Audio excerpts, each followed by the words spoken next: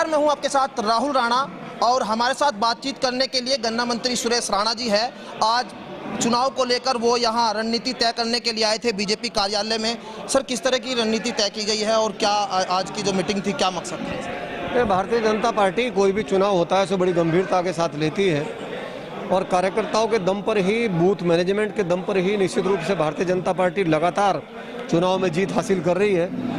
देश के यशस्वी प्रधानमंत्री आदरणीय श्री नरेंद्र मोदी जी और उत्तर प्रदेश के मुख्यमंत्री योगी आदित्यनाथ जी के लोक कल्याण के जो कार्यक्रम हैं उन्हें भी जनता ने बड़े मन से स्वीकार किया है। और चाहे बिहार हो, चाहे उत्तर प्रदेश का उपचुनाव हो, ये आदरणीय मोदी जी, आदरणीय योगी जी के कामों पर मोहर है कि लोगों ने उनके कामों को बेहद पसंद किया है। हाँ, इतना मैं कह सकता हूँ कि स्नातक का जो चुनाव है, शिक्षक का जो चुनाव है, उसको लेकर के आज हमारे बसंत त्यागी जी जो जिले के प्रभारी बनाए गए हैं, गाजियाबाद के पूर्व जिलाध्यक्ष हैं, उन्होंने एक बैठक ली। सांसद जी, माननीय विधायकगण, मैं स्वयं, हमारे सारे कार्यकर्ता, हमारे जिले के अध्यक्ष, महामंत्री, तमाम मंडल अध्यक्ष, सभी लोग यहाँ मौजूद हैं और सब बैठ करके उस चुनाव की विस्तार से रचना योजना हम लोग बना रहे हैं।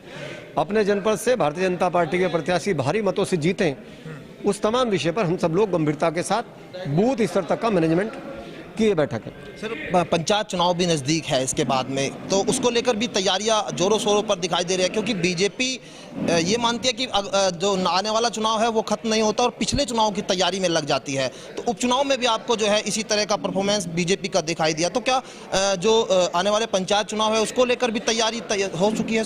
बीजेपी का जो सबसे बड़ा विजय अभियान का मंत्र है वो चलते रहो चलते रहो, और उसी का परिणाम है कि आज करोड़ों कार्यकर्ता भारतीय जनता पार्टी के सक्रिय हैं। बूथ तक हमारी मैनेजमेंट है, बूथ तक हमारी टीम है, बूथ तक 21 लोगों की समिति है और भारतीय जनता पार्टी के कार्यकर्ता देश को केंद्र मान करके, राष्ट्र को केंद्र मान करके, नेशन फर्स्ट, देश ही पहले है, देश को केंद्र मान करके काम करता है। और उसी का परिणाम है कि वो न थकता है, न रुकता है और लगातार वो काम करता है।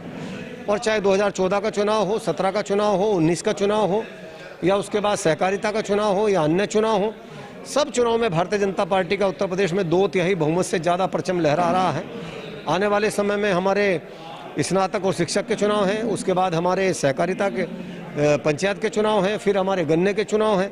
जो भी चुनाव आएंगे सबकी पूरी तैयारी भारतीय जनता पार्टी ने की है। बिल्कुल, चुनाव छोटा हो या बड़ा हो, बीजेपी जो है हर चुनाव को सीरियसली लेकर चलती है और यही कारण भी है कि उपचुनाव में बीजेपी को जो है बहुमत भी मिला है। और वो आज जो है यहाँ एक मीटिंग के लिए आए थे, स्नातक शिक्षक के जो चुनाव होने हैं उसकी मीटिंग को लेकर आए थे। वो रणनीति तय की गई है और उस रणनीति में ये कमिटमेंट आपस में लिया गया है कि हमें जिले से अपने प्रत्याशी को जिताकर भेजना है।